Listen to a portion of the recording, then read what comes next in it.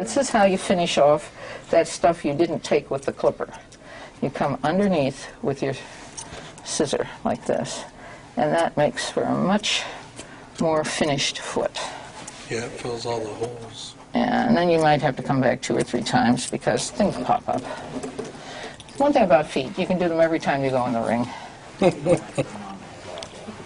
I think they grow in between your times of going out.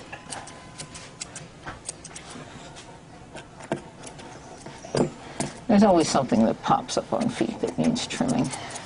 So do you do primarily blenders, thinners?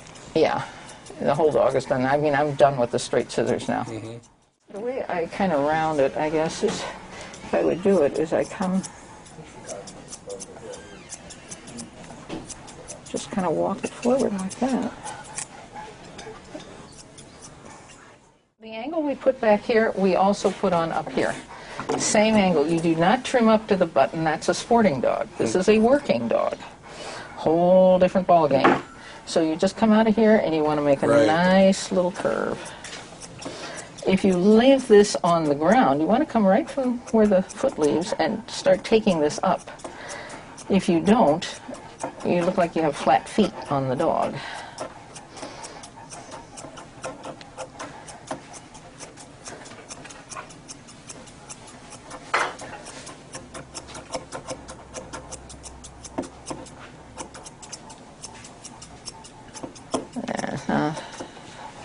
Doesn't that look a little better from the side? Gorgeous. Yeah. There we go. And if you have a dog that swings its front end a great deal, I even shorten those feathers out because those will come around from behind and get you. How I found that out one time is I kept being told that my dog was out at the elbows, and I kept thinking, this dog is just not really out at the elbows. I don't know what the problem is. Then I put the dog on slow motion on film, and I saw this feather do this with every step, and I went, oh, whack, we can fix that. And we did, and ever since, and I've been whacking the feathers off dogs. But you know, the original Newfoundland did not have this feather over here. It was like a golden little fringe out behind. So we bred that in? We have bred this in with our bigger coats. Which is fine. It doesn't harm the dog in any way. People say, oh, big coats can't swim. They absorb water and the dog sinks. No, they're very waterproof, and they hold in air, and they act like a life preserver. Well, if that was the case, there'd be a lot of polar bears that would be at the bottom of the ocean. That's true. And the bigger the coat, actually, the better the dog usually can swim. Yeah. They might have a little more trouble diving, but they swim just fine. That is, if the dog can swim in the first place. Yeah. Now, there are some who actually just can't swim. Well, just like people. Yeah. And I think it's because they just don't get in there and do their thing. You know, swimming and gating are the same thing. If you gait efficiently, you swim efficiently. Huh, never thought of that. That's... Well, I watched the French photographers that they took films of the Newfoundland swimming from underwater. So you got the underwater view of what this body was doing, and they're gating. That's exactly what they're doing. And people used to say, oh, but this paddling motion makes them a more efficient swimmer. Wrong. The most efficient gating is the most efficient swimming. You know, these are people who just never swam with their dogs. And they say, oh, well, you know, the rear end, you need a lot of strength in the rear end. No, you don't need the rear end at all, basically. It's the front end that does all the work. We used to each hang on to a hind leg of the dog, and it'd pull us all over the lake. But they do need the hind end to function, so it holds that end up. And many dogs, when they swim, they just use their front end, and they don't use their hind end, causing the rear end to sink. Sink, exactly. Yeah. And I say start them as young as possible, and they all kind of swim naturally as puppies.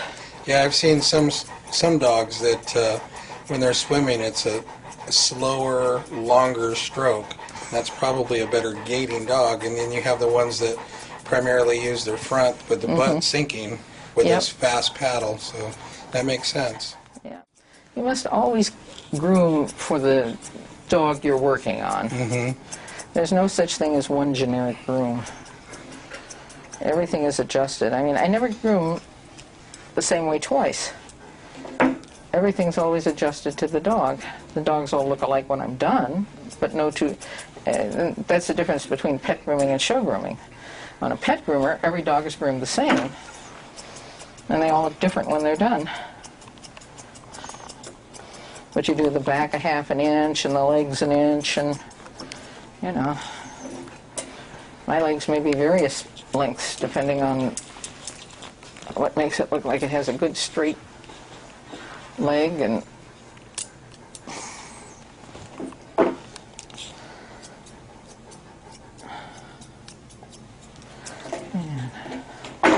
stuff keeps appearing. Yeah, well, that's the whole point. And then I usually trim my tails just a little bit. I don't take a ton off, but the ends get beaten up. And if you just take the tips of them off, You get good fresh hair. You have good fresh hair. It looks a lot thicker, and it looks a lot nicer. One of the main secrets is touch every hair, even if you're not taking any length off. Then you have an even base to start with. You don't have some that are wispy looking and some that are blunt cut looking. They all look the same.